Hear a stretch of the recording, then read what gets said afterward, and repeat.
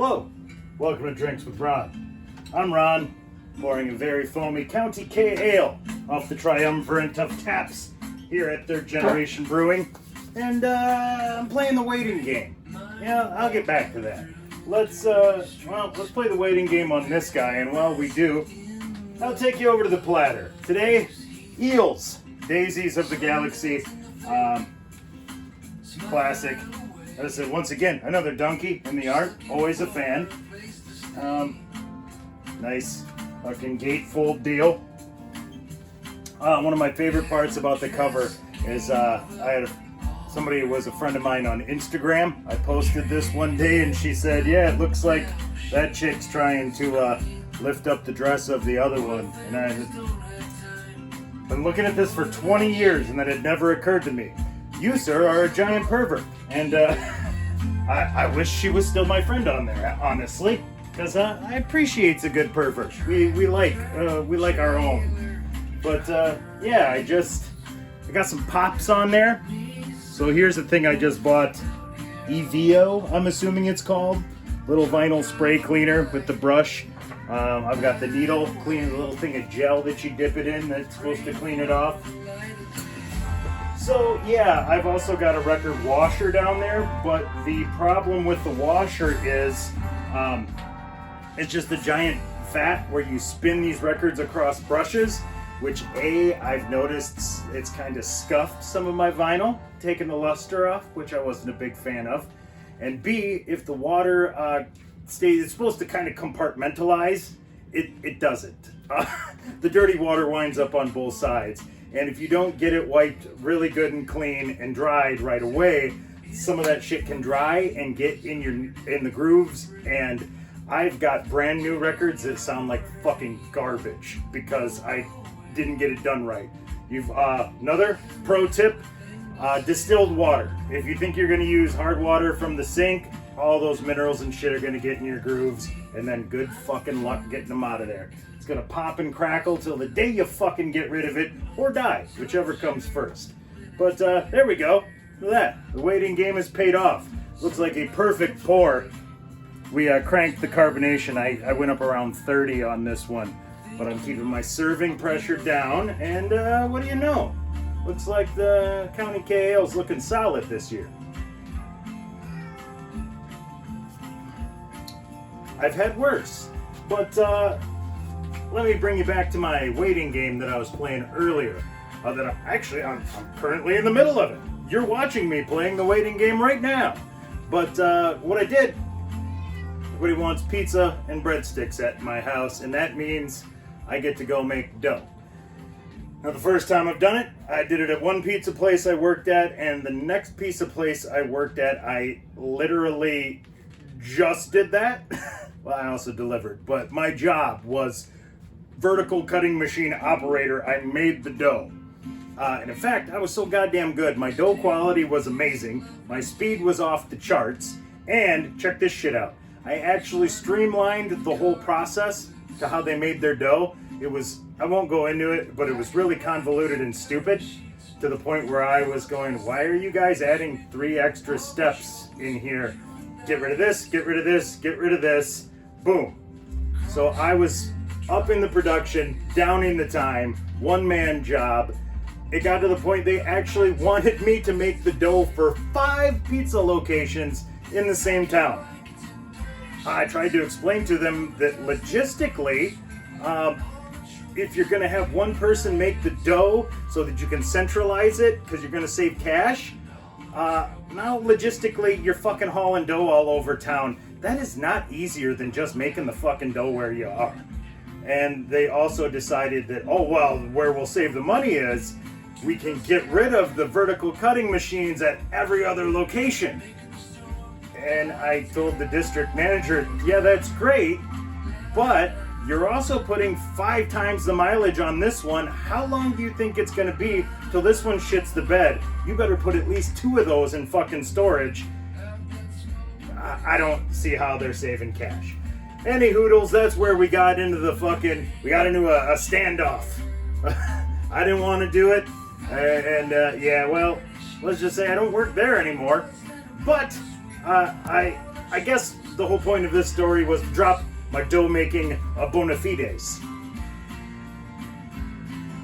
So the big thing here is sticks. Everybody loves the breadsticks. But the first place I worked, Paul Revere's Pizza, very regional. I believe started in first franchise, either Iowa. I'd say corporate used to be somewhere out of Arkansas. I think they're in Cedar Rapids now. Doesn't matter. The point is their sticks are amazing. And a couple of years ago, we actually drove down to like fucking Waterloo, Iowa, so I could get Paul Revere's Pizza. That's how great this is. So you say, what? No big deal. I know how to make breadsticks. Just get me some fucking dough from the store and we'll cut them into sticks, throw them in the oven, done, right? No, sir. Not even close. It's been years, this process, and I will give you some of my tips, but I'm not going to give you the whole shebang. So, if you're looking to make breadsticks at home, go get a fucking pen, because I'm gonna help your breadsticks be kick-ass.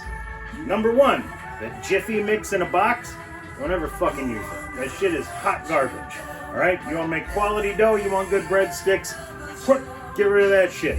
Either get the shit in the bag. The sealed in ones you'll pay an extra 10 to 15 cents a package, but when you're not chewing on sawdusty, cardboardy crust, you'll know where your 10 cents went. That's tip number one. Tip number two, if you'll notice, I don't know if you make breadsticks at home as opposed to the ones at a pizza joint, you'll notice yours don't brown up the same. Like if you want to do your at-home breadsticks and get them browned, you pretty much have to burn them. The reason for this is, and this is tip number two, when you're mixing your fucking powder there, your pre-mix, you're gonna want to add in some sugar. That sugar will work it'll help your crust brown up. It'll look good without turning it into a little hockey puck. So there's tip two. Tip three is why I'm playing the waiting game. There is no substitute for time, my friend. What is happening is I mixed them all up, my special blend, and then I've got them in the fridge so that they're kind of, you want the right humidity. The best thing, put them in a bowl with like some kind of saran wrap over top, keep the humidity in, let it cool off. So what it's doing while it's sitting there, not only is it rising, which makes your dough a little bigger, gets your air pockets in there, which turns your dough light and fluffy instead of eating a little like a fucking biscuit. I don't want breadstick biscuits. That's not the goal here. So you want to let it sit until it rises up pretty good. Then you're going to have nice, fluffy, airy, delicious bread. But what it's also doing is making gluten. That's right. The enemy of the last 15 years, gluten, which has been tarred and feathered and chased out by the villagers. That, sir, is your friend.